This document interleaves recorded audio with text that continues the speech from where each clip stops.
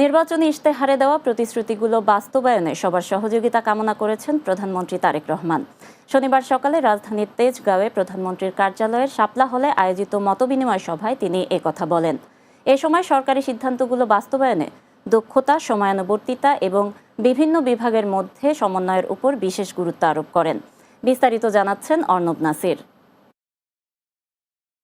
শনিবার ছুটির দিন থাকলেও রাজধানীর তেজগাঁয়ে নিজ কার্যালয়ে দাপ্তরিক কাজে ব্যস্ত সময় পার করেন প্রধানমন্ত্রী তারেক রহমান।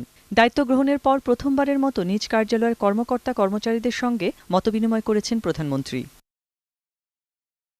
কর্মকর্তা কর্মচারীদের উদ্দেশ্যে প্রধানমন্ত্রী বলেন, দেশের মানুষের ভাগ্য পরিবর্তনের জন্য সবাইকে কাজ করতে হবে। এ সময় স্বাস্থ্য ও শিক্ষা খাত, নারী শিক্ষা, কর্মসংস্থান, ক্রিয়া সহ ম্যানিফেস্টোতে উল্লেখিত সব এজেন্ডা বাস্তবায়নের সরকারি কর্মকর্তা কর্মচারীদের সহযোগিতা চান তিনি। আমরা আমাদের ম্যানিফেস্টোতে উল্লেখ করেছি একটি খুব গুরুত্বপূর্ণ বিষয়, সেটি হচ্ছে এক, মানুষকে অবশ্যই সেফ ফিল করতে হবে। আমরা যদি সকলে মিলে একসাথে কাজ করি, নিশ্চয়ই আমরা সেরকম একটি পরিস্থিতি গড়ে তুলতে সক্ষম হব। দেশ ও রাষ্ট্রের স্বার্থে গোপনীয়তার বিষয়গুলো মেনে চলার জন্য কর্মকর্তা কর্মচারীদের নির্দেশ দেন তারেক রহমান।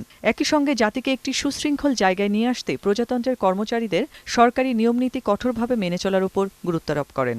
আজকে যেহেতু এটি এমন একটি যুগে এসে দাঁড়িয়েছি, আমরা বিভিন্ন সময় মিডিয়া বলুন, সোশ্যাল মিডিয়াতে বলুন, এরকম অনেক কথা চলে আসে এবং অনেক খবর চলে আসে, যেগুলোর মধ্যে অনেকগুলোই মিসইনফরমেশন বা ডিসইনফরমেশন হয়ে থাকে, যা রাষ্ট্র এবং জাতির জন্য অনেক সময় ক্ষতিকারক হয়ে দেখা দেয়। কাছে আমার অনুরোধ থাকবে যে অবশ্যই আপনার স্ব অবস্থান থেকে যেখানে গোপনীয়তার বিষয় থাকবে, সেখানে দয়া করে আপনারা রাষ্ট্রের স্বার্থে, জনগণের স্বার্থে গোপনীয়তা রক্ষা করবেন।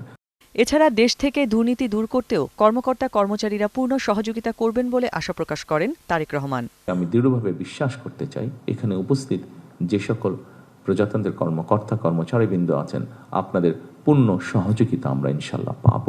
অর্ণব নাসির, বাংলা টিভি, ঢাকা।